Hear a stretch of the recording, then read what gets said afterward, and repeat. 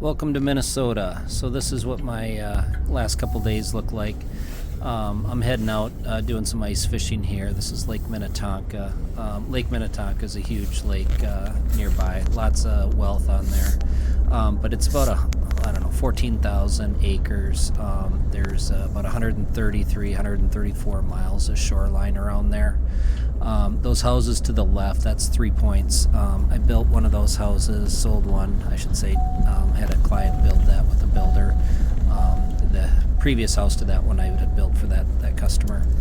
But anyhow, we're sitting in about 30 feet of water here on top of the ice. There's about 2 feet of ice. Decent snowpack, so we're not sliding around, but not enough to get stuck. We're coming off of 3 Points. There'll be Deering Island to the left. Over to the right, I think I pan over here a little bit, you'll see a blue water tower, and that's where Tonka Toys came from. Tonka Toys was the factory on Lake Minnetonka, obviously Tonka Toys, and they ended up moving to Texas when they sold. That was the blue water tower there. But growing up, they would give us tours of that factory, so a lot of good memories of this area. But I'm going out to meet some friends, my plumber, tree guy, and another tile guy, and just some good friends we're going to go ice fishing out on. So coming up around the point here, we're going to get into about 10 to 20 feet of water, and we got some ice houses set up there and do a little ice fishing. The temperature's somewhere in that 15 below right now, and I think it's 20 below wind chill, 30 below wind chill. The temperatures are dropping. So it's, I don't know, the lake home prices, they're going to start at around $2 million, and they'll go up to about $20 million. So most of them are sitting in that, I don't know, the last couple of years the most expensive houses were right around 10 or 12 million, but they do get up there, quite expensive homes. Very nice lake, beautiful depth. I think 115 feet is the maximum depth, or 112, somewhere in that area. So here we come up to the corner here, and this is heading into the Narrows. There's a restaurant right around the corner that everyone boats to in the summer. That point to the left is Fagerness Point. So when I got out here, this was Sunday. I started fishing with my friends, and sun started setting, and we were catching some walleyes, and then I get a phone call, and immediately get 2 furnaces down. So we got a couple phone calls. So now in these cold temperatures, I've got broken furnaces, so I have to leave here. But here's our setup. We got 2 fish houses. We got that white one, and then we got a blue one to the left. And then we got a game going out there. So it's a good time if you've never been ice fishing. You got 2 feet of ice, so we could drive a freight train across this.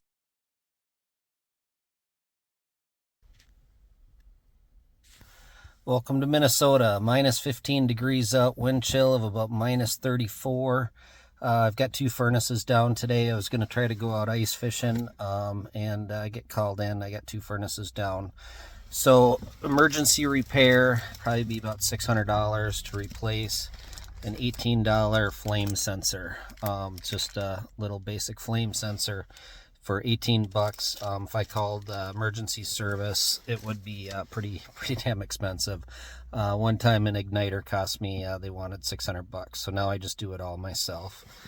The other unit, I have a pressure switch that went out. And then this pressure switch, they don't make this anymore. It's a 20-year-old furnace.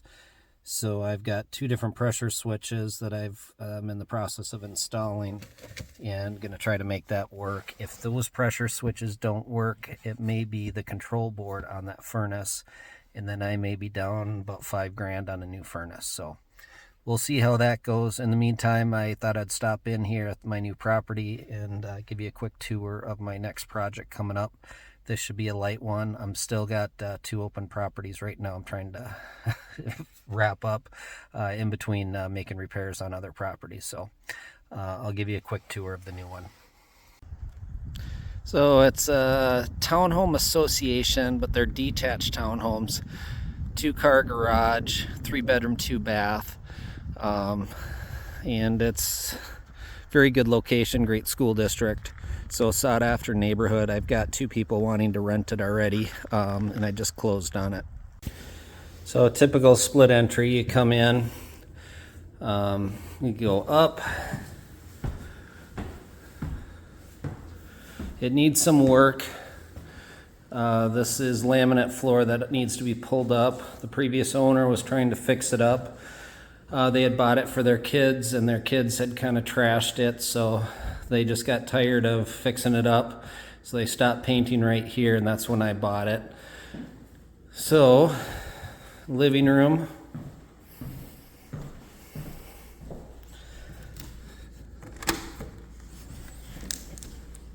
Security.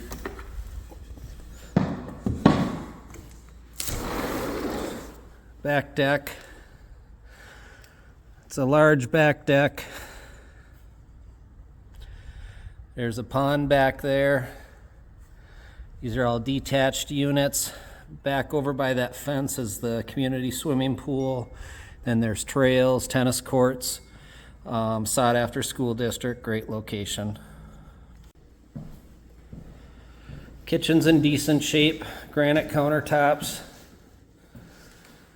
There's a couple of hinges that need repair, some gluing on some of the laminate on the doors. I've got 2 drawers here that I re-glued. Some of the laminate was coming off, so get some more life out of those before replacing fronts again. Don't have to do too much up here. I'm gonna redo all the flooring. And then this is the master bedroom. I guess we gotta call it primary now. All the windows had been updated, so I don't have to worry about those. This is the other part of the deck. And then the pond. Looks like a fist went through this door a couple times. Bathroom, not a whole lot of work in here, just paint, replace the door, some sheetrock repair, pretty simple. Flooring get replaced here. I started work in the basement. Got a wood burning fireplace. This all needs painting down here. The bathroom, I tore out this shower. The shower base was broken. And when I went to go put the new shower base in, the drain didn't line up, so we had to bust open that floor and move that drain over 1.5 inches. So move that over. I'm ready to bury that again and put the drain pan in, and then can put the shower walls back in. So that one's a pretty simple fix. This needs painting here. Backside here, that sheetrock had gotten wet. This was a shut-off valve for the outside spigot in Minnesota. If you don't shut these off and drain it, it'll freeze. So this was the old style. So I put in a new shut-off valve and then a new frost-free silcock is what they call it for the garden hose. So that actually shuts off here in the house where it's warm rather than outside, so it doesn't freeze. And then once that freezes, it leaks, and then that's why that sheetrock needed repair. So as long as we had that shower wall open, thought I'd rip that out and replace that. And then there's a pipe that goes up above the ceiling, so I had to replace that too. And then you can see where that had rot through. They filled it with spray foam over the years. So I cut the pipe off here, rerouted it, and put a frost-free shut-off valve here as well. So we'll re-insulate that and sheetrock that. Then can paint down here, and then all new flooring down here as well. So pretty simple work. And then it's got the water softener, newer furnace, which I like to see. And then this, I'll swap this out with the gas water heater. So I just had some leaky cold water coming in, and then that just created corrosion, so it's beyond fixing at this point. So just going to swap this unit out with a new gas water heater. So that's all I got. Just add that to the list, and now I'm on my way. I picked up the furnace parts, so I got to go fix 2 other furnaces that I started this morning. Just grabbed a quick bite to eat, thought I'd stop in and give me a second to digest here, and then head over and start trying to get those furnaces back up and running. So, all right, back to the furnace project. So the first one went without any problems. The second one, the pressure switches didn't work.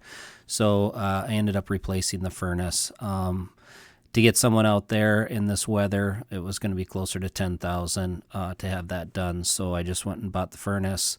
I got about $1,500 in parts into it and just put in the new furnace. So living in the solution. Have a good one.